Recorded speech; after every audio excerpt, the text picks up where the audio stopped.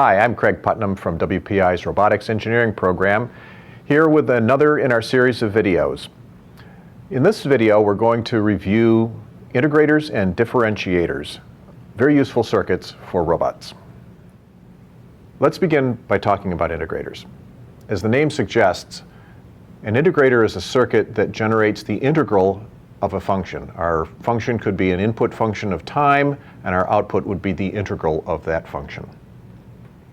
Let's take a second to review exactly what an integral is mathematically. One way of defining an integral is to say that it's a function that calculates the area under a curve, where that curve itself is defined by some function of time. In robotics, that function could be all sorts of different things. As we'll see later on, it could be something like acceleration or velocity, some function that's varying with time. Suppose we have a constant value a as our input function. If we were to integrate this function, we're going to calculate the area under the function over some specific period of time. Let's suppose we start at time 0 and integrate out to some time t. For any given time t, then, we can see that the area will be given by the product of that constant a and the time variable t. If we were to plot that, we'd see the following. So what we want to create is a circuit that can do that same mathematical function for us. An integrator circuit would look like this. As you can see, the integrator circuit looks very similar to the typical inverting op-amp circuit that we've seen before. The main difference is that the feedback resistor has been replaced with a capacitor. In case you aren't familiar with capacitors, let's review what they do. Primarily, what a capacitor does is store charge. The relationship between the current flowing through a capacitor and the voltage across it is given by the following formula. In other words, the current flowing through the capacitor is proportional to the time rate of change, or the derivative of the voltage across the capacitor.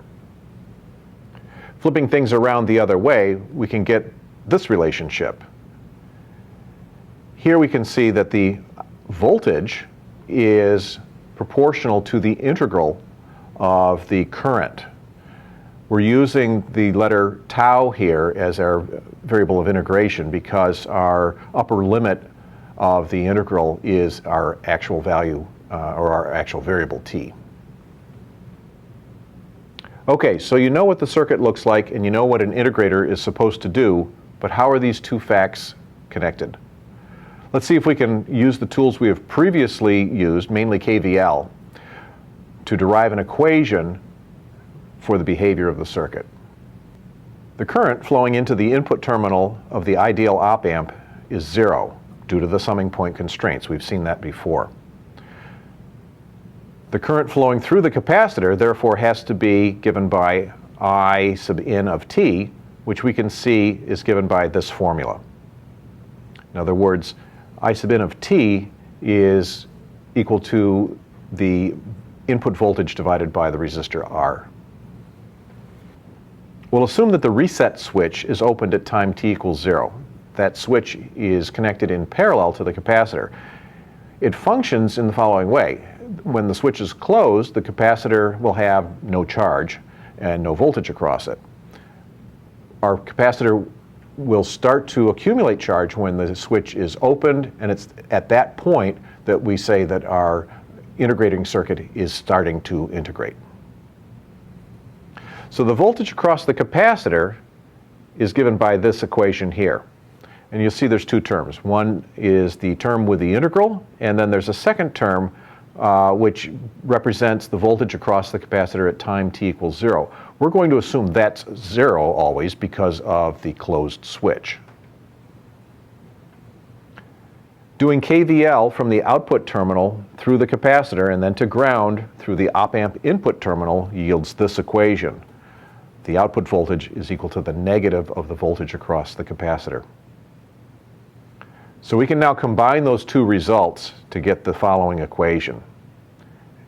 And this is the result that we're after. We can see that the output voltage is proportional to the integral of the input voltage. constant of proportionality being 1 over R times C, where C is the value of the capacitor and R obviously is the value of the resistor. This is what's called a running time integral for our input voltage, because the upper limit on the integral is time t. So we're integrating from time 0 when we open the switch up to some time t. Note the minus sign in this result.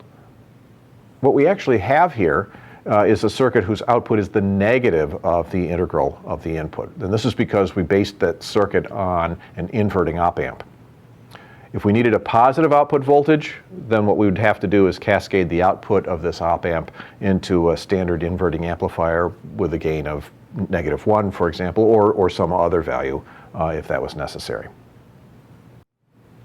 Okay, so we have a circuit that integrates for us. How might we use that? Suppose our robot has an accelerometer on board, and we want to use that as the input signal of our integrating circuit. We'll assume that that output of the accelerometer is a time-varying signal, representing the acceleration of the robot at any point in time. If we integrate that output of the accelerometer, then what we get is the velocity of the robot at any point in time. We could repeat that process and integrate the velocity in a separate integrator circuit, and what we'd get is the displacement of the robot. So we could go from the output of an accelerometer to get the velocity through an integrator, and then through a second integrator we could get the displacement of the robot. And that's pretty cool. Practically speaking, doing that is difficult. And the reason is noise. When you take the output of the accelerometer and you run it through your integrator circuit, you're going to pick up some noise. And when you integrate that noise, it gets added into the velocity output signal and distorts it. And then if you did that again and took the somewhat noisy velocity signal and integrated it a second time to generate your displacement, you'd end up with something that's probably not all that useful. What you need in order to resolve that problem is some filters, which we're not really going to discuss in these videos. We'll discuss that in some other ones. But if you've got some good filtering, then you actually can integrate the output of an accelerometer twice and get a clean displacement. The counterpart to the integrator is the differentiator circuit. As you might have guessed, the differentiator performs the mathematical operation of differentiation. In other words, the output voltage of the circuit will be the derivative of the input voltage. In other words, the time rate of change of the input. If we take a look at the circuit, we'll see that the differentiator looks very much like the integrator circuit. The difference here is that the resistor and capacitor have swapped places. Practically speaking, what effect does this have on the circuit? Well, let's look and see. Using a similar analysis as before, we can show that the circuit produces an output voltage that's given by the following formula. And you can see in this formula that we have the derivative showing up of the input voltage, the time derivative of the input voltage. Let's see how we get that equation. We start by going back to the equation we saw earlier for the relationship between the current that's flowing through the capacitor and the voltage that's across the capacitor. That's given by this equation here. Now the voltage on one side of the capacitor in our circuit is given by V sub n. And we're going to assume that that's a time-varying quantity again, so it's V sub n of t.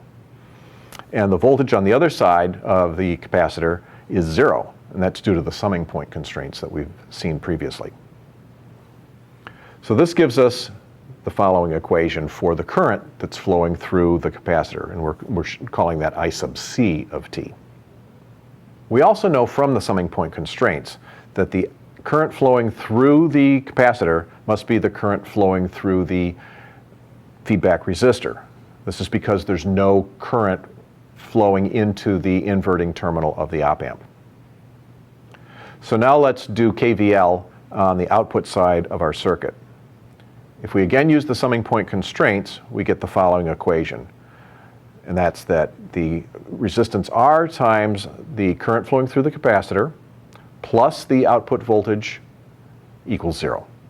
And then we can massage that equation a little bit to get that the output voltage is minus R times the current I sub C of T.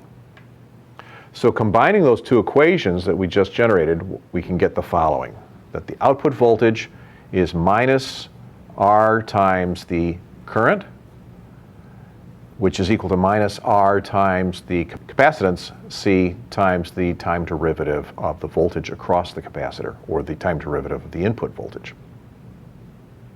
And that's the equation that we wanted to get to. Well, that's it for integrators and differentiators, and for our series on op-amps. I hope that this series of videos has been useful to introduce you to the many ways that op-amps can be used in circuits and particularly in robotics.